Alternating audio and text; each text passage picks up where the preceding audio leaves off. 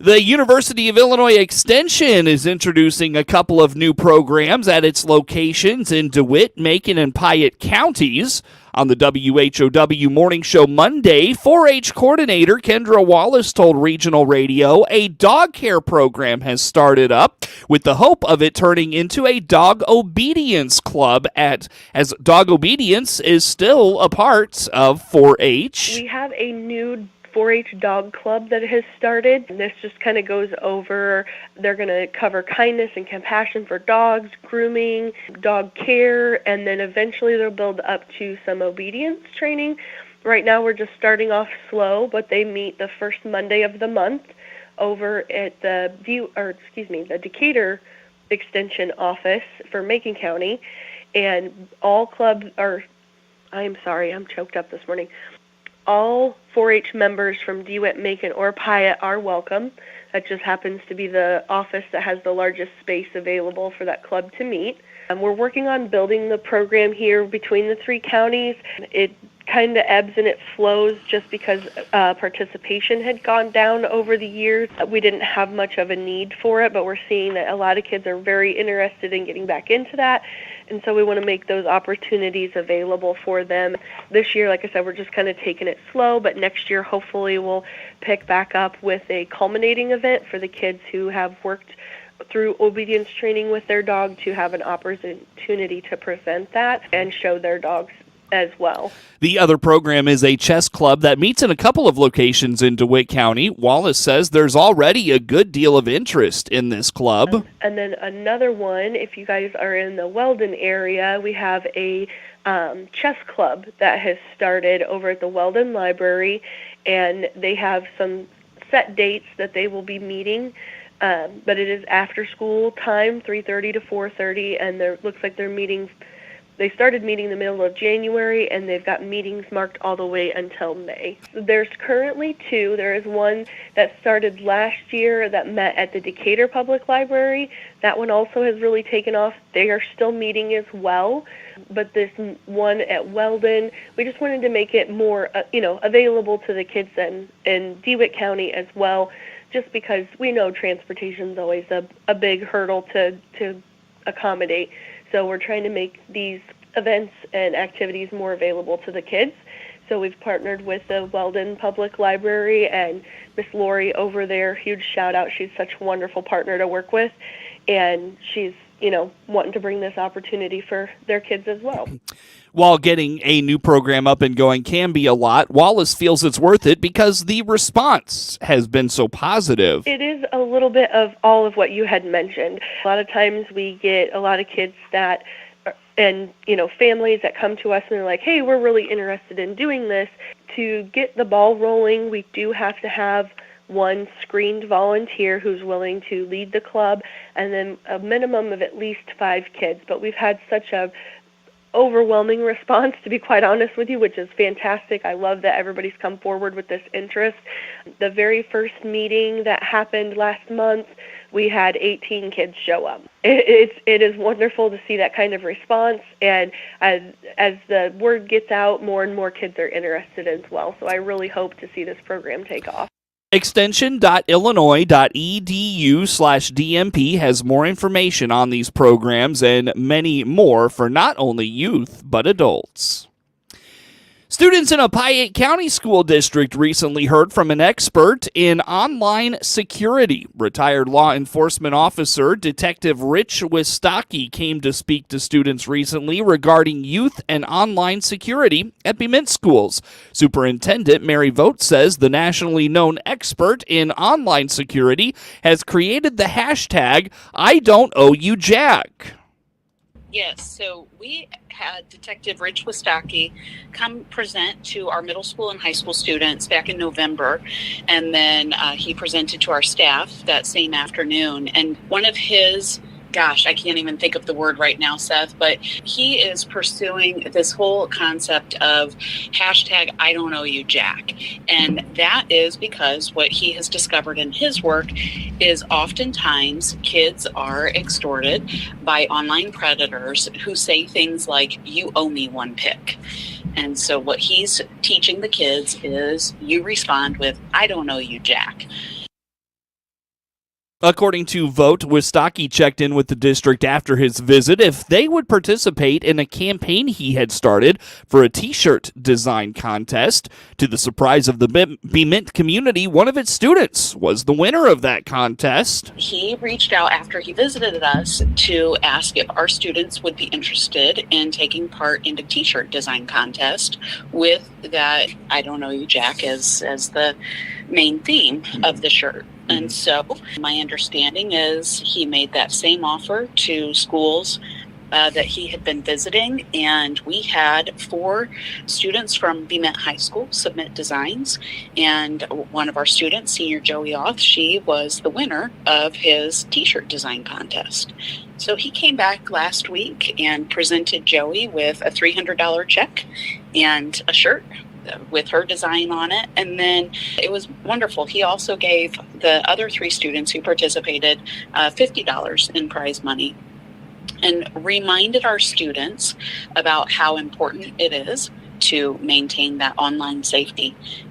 If somebody says you owe me 1 pick, no, I don't owe you 1 pick. In fact, I don't owe you jack. And so he is planning, as he continues presenting to schools, to use Joey's T-shirt design, and as kids answer questions throughout his presentation, he'll have 4 or 5 T-shirts that he gives away. And so very, very proud of our students for participating in that T-shirt design contest, and of course I'm extremely proud that Joey's design was selected as the winner. Detective Wistocki has a great program that he gives to adults and kids. Vote says one of the standout parts of the presentation is the fact there are apps and games that kids are on that she and other adults have never heard of. Absolutely. He is such a phenomenal, engaging speaker, and really breaks it down for the kids to understand that, you think you can send something on Snapchat, you think that it disappears, you think you have all of these, hidden accounts, but he really breaks it down for them that you can't hide anything. The digital footprint does not go away. You might think something is deleted, but it's really not. And the same goes for the online predators. If somebody is telling you need to pay me $500 or else, and nobody can track me down, well, they're wrong, because it can be tracked down. Mm-hmm. And after he presented to our students, I know we had a handful of students approach him just about situations that either they had experienced or they were aware of. And then when he was here to present the award to Joey and the other students last week, I noticed another student approached him and said, "Listen, one of my cousins in a different town is going through some of this." And so it's amazing the connection he can make with people. Mm-hmm. My staff and I agree. Vote had her eyes open to the fact so many games kids play have predators lurking and will engage kids as young as 10 years old and have them enter a different chat room that their parents don't even know about. News time is 17 minutes after 7 o'clock on this Tuesday morning. We've got plenty more coming your way next on the WHOW Morning Show. New trucks are arriving daily. This is Scott Baum from Baum Chevrolet Buick here in Clinton. Yes, we have Silverados en route, regular cab 1500s in short and 8-foot beds. We also have double cabs in 1500 and HT 2500s, as well as crew cabs in gas or diesel. See our in production and in transit tab for all inventory coming. Or stop in and see us and get all the information you need. BaumChevyBuick.com, right from the start. News time is 17 minutes after 7 o'clock on this Tuesday. Again, I'm Seth Lawrence with you folks today for this expanded local newscast.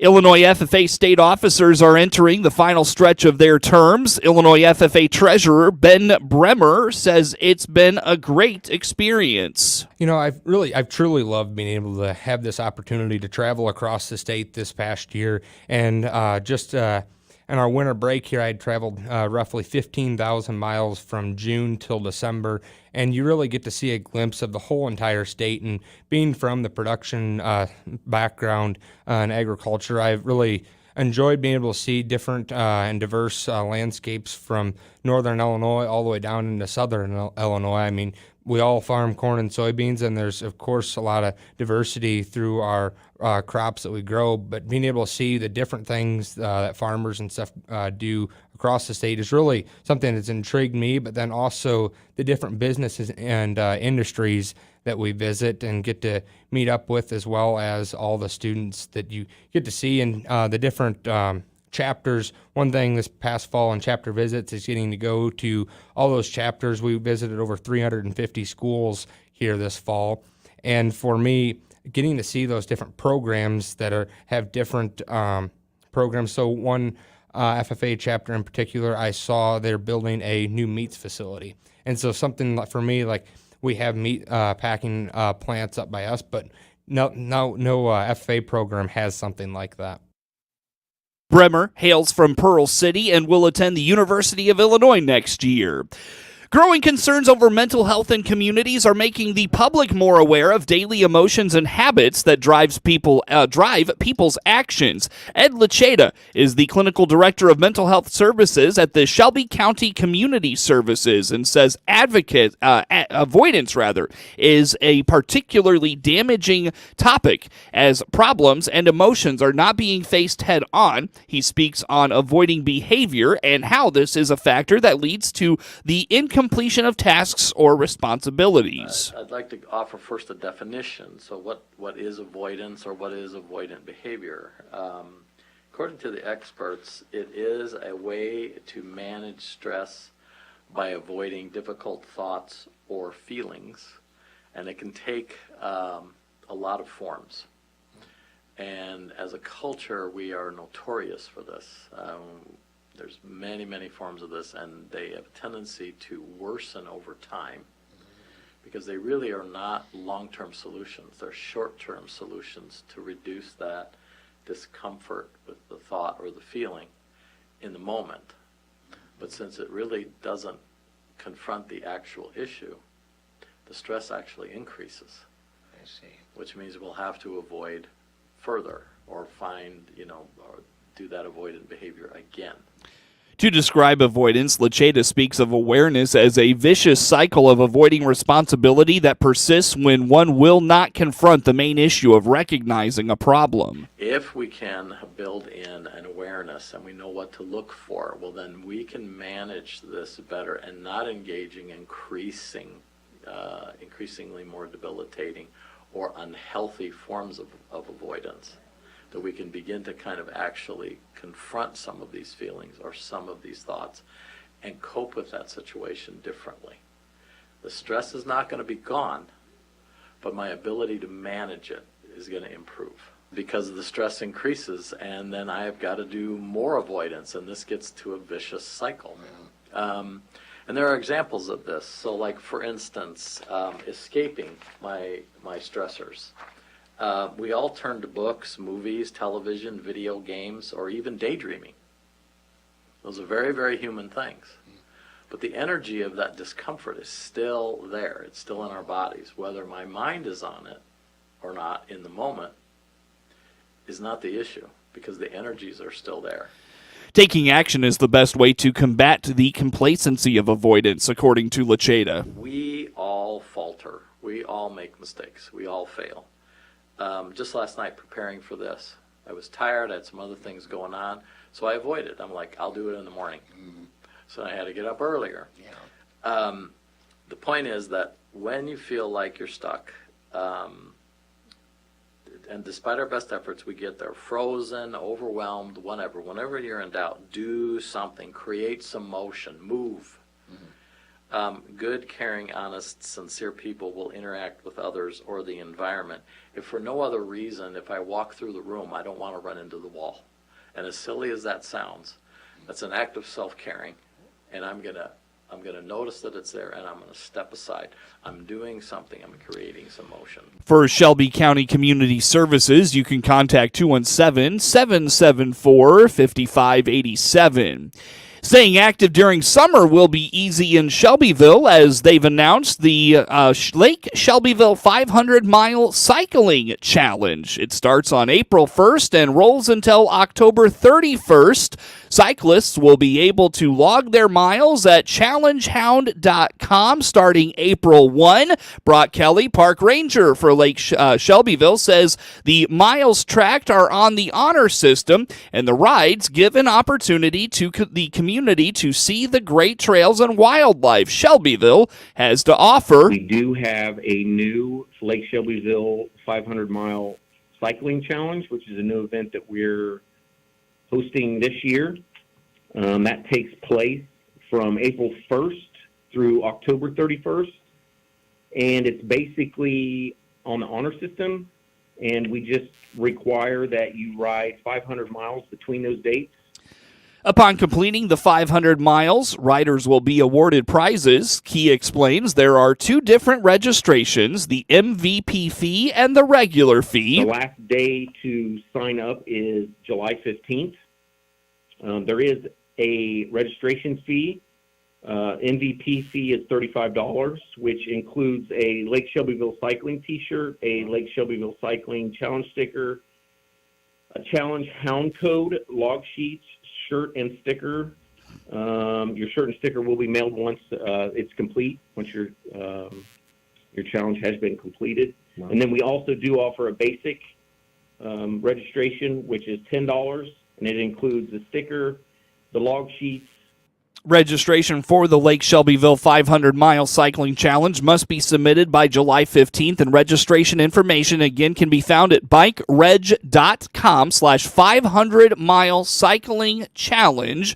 For more information, call Lake Shelbyville Project Office at 217-774-3951. The Illinois Department of Commerce and Economic Opportunity has kicked off its yearly Black History Month campaign, aiming to recognize and celebrate the contributions of Black Illinoisans, business owners, and leaders. The theme for the initiative is Knowing the Past Opens Doors for the Future, relating to the rich history and economic impact of Black communities in Illinois. As a part of the month-long festivities, DCEO has introduced a dedicated webpage featuring various events and resources, including support for Black-owned businesses, a social media toolkit, proclamations, and more. Governor J.B. Pritzker recognized the significance of Black-owned businesses, describing them as integral to the state's economic and cultural landscape. Lieutenant Governor Juliana Stratton echoed the sentiment, underlining the importance of supporting Black businesses to foster local community growth. How trustworthy is a long-range weather forecast made by a groundhog in Pennsylvania? Gary Crawford has a report that fails to answer the question. We interrupt this program for an important announcement. Yes, it was just days ago in the early morning hours of February 2nd when we heard this bulletin. Today is Groundhog Day. And of course, I remember the words of my friend and Agriculture Department meteorologist Mark Brusberg, words he had uttered many times to me over the years. Groundhog's Day is one of my favorite holidays because it gives somebody else a chance to make a bad forecast. So he and I rushed up to Punxsutawney, Pennsylvania to broadcast the momentous event.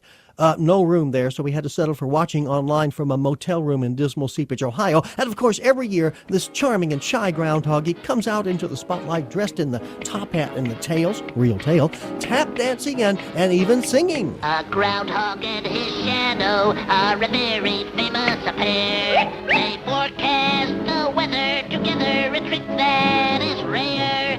The one little thing that bothers me when out of doors I go.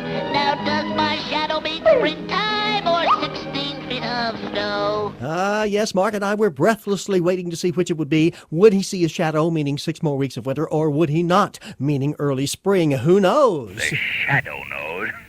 Ha ha ha. But anyway, even though we were in dismal Seepage, Ohio, Mark and I decided to go online and cover the event as if we were there. Nobody would know the difference. And so in our pregame show, Mark said, this shadow business seems odd, very odd. For example, there have been years when Phil saw a shadow while there was drizzle, freezing rain, even snow coming down. How could that be? It's magic. It's magic.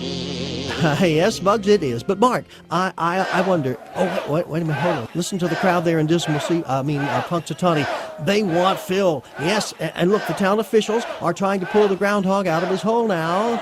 Oh, wait, he's out. And what is the verdict? What this weather did not provide is a shadow or reason to hide. Glad tidings on this Groundhog Day. An early spring is on the way. Punxsutawney Phil could not see his shadow, which signals an early spring. That is, if you believe a groundhog can predict the weather. You know, a lot of people think it's ridiculous. I think it's fun. So then, just for fun, Mark Brusberg, how does Phil's forecast compare to the National Weather Service's forecast for February through April?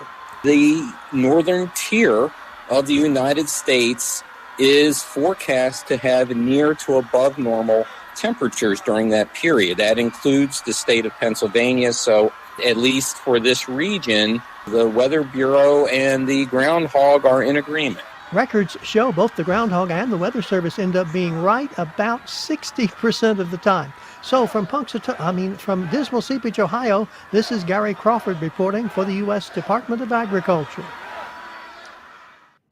News time, 29 minutes after 7 o'clock on this Tuesday. Coverage of news brought to you by Baum Chevrolet Buick in Clinton, your Silverado headquarters. We also stream to Facebook and YouTube. It's brought to you by Peterson Insurance, your Pekin Insurance agent in Clinton. We come up on 7:30 on this Tuesday. High school girls basketball action last night. Clinton gets a win and a rally from a first quarter deficit to beat Mount Pulaski, and Monticello falls to Tolono Unity. Those stories and sports next. With SRN News, I'm Rich Thomason. As illegal aliens flow into the country across the southern border in record numbers, the House due to vote today on impeaching Homeland Security Secretary Mayorkas. Nevada holding its presidential primaries today. Nikki Haley is on the Republican ballot. Former President Trump is not. He chose instead to take part in Thursday's caucuses, which will award delegates. California is under siege from powerful storms, generating flooding, rock and mudslides across the state, also power outages and some evacuations as well. More rain expected today in Southern California. Capital punishment arguments due today before the South Carolina Supreme Court. The state wants to resume executions, but lawyers for 4 death row inmates are fighting that. On Wall Street, the Dow futures down 11 points, NASDAQ futures 34 points higher. More details at srnnews.com.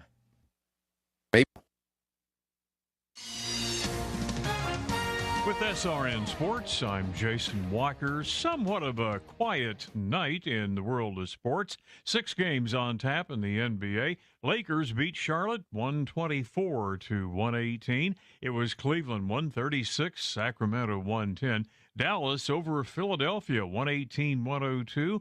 Well, Golden State took care of Brooklyn 109-98. Clippers over Atlanta, boy, a slugfest 149-144. And New Orleans beat Toronto. Final there was 138-100. Just 2 games in the NHL. The Rangers beat Colorado 2-1.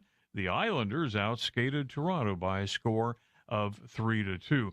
In college basketball, just 1 game involving a ranked team, interstate rivals. Kansas State defeated number 4 ranked KU 75-70. This is SRN Sports. Well, the Philadelphia Eagles will be the host team for the NFL's first regular season game in Brazil. That's coming up Friday, September 6th. Commissioner Roger Goodell says it will be the first Friday game on the NFL's opening weekend in some 54 years. The Eagles will play against an opponent to be named. The game will be played at Corinthians Arena. A National Labor Relations Board has decided Dartmouth basketball players are employees of the school, clearing the way for an election that would create the first ever labor union for NCAA athletes. All 15 members of the men's basketball team signed a petition asking to join a union, which already includes other employees at the Ivy League school in New Hampshire. Unionizing would allow the players to negotiate their salary and working conditions. This is SRN Sports. Time now for a look at sports. I'm Seth Lawrence with this report. A slow first quarter was not enough to stop Clinton Monday night as the Lady Maroons rolled to a 51-33 win over Mount Pulaski from Clinton High School in non-conference high school girls basketball action. The Lady Hilltoppers led 14-7 after the first quarter, but the Lady Maroons outscored Mount Pulaski 44-19 the rest of the way. Clara Dempsey led Clinton with 18 points. Reagan Filkin and Michaela Keppel scored 8 points apiece. With the win, Clinton goes to 11-8 overall, 18-11 overall, and Mount Pulaski drops to 19-9. The Lady Maroons will host Sarah Gordo Bement tomorrow night in non-conference play. Hear the action on WHOW and all its digital platforms. Monticello mustered just 2 points in the fourth quarter, and Tolono Unity rallied to a 37-33 win in Illini Prairie Conference girls basketball action in Tolono Monday night.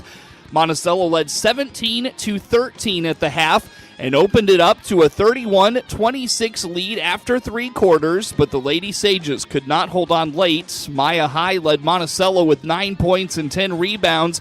Maddie Melton added 8 points, while Allie Widener, Lucy Leatherwood, and Sarah Cressup all scored 5 points apiece.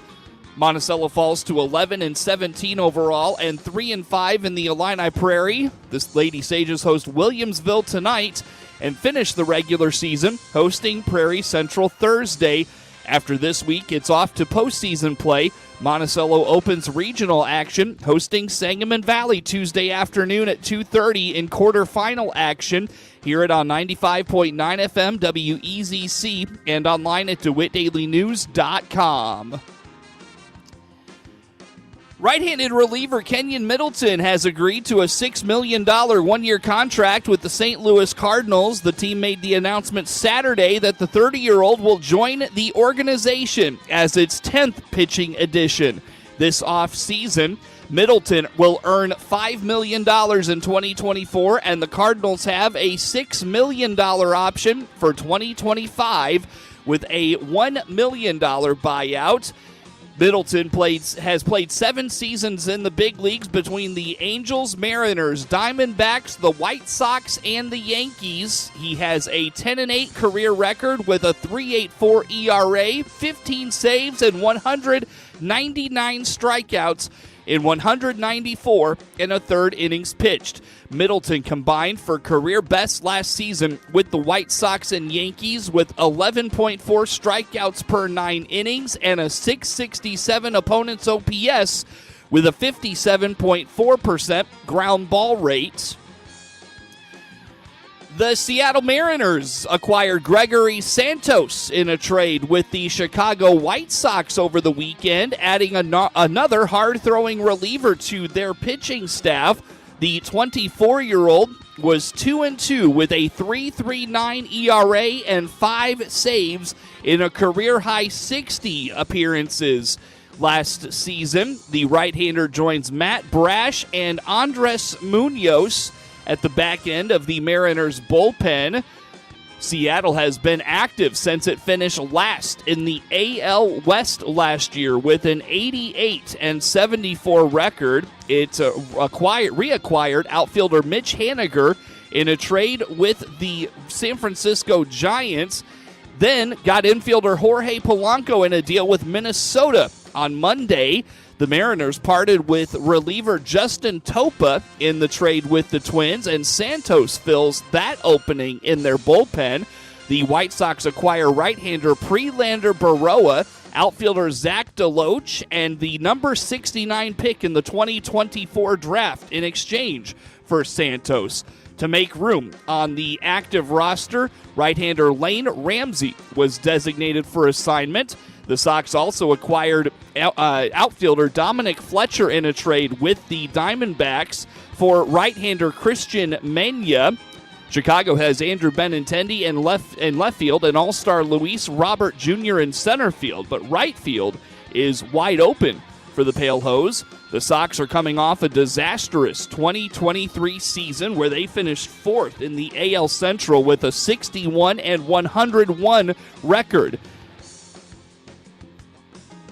Get the latest in sports anytime from your computer or mobile device at DeWittDailyNews.com. This is staff meteorologist Jennifer Wojcicki with your regional radio forecast.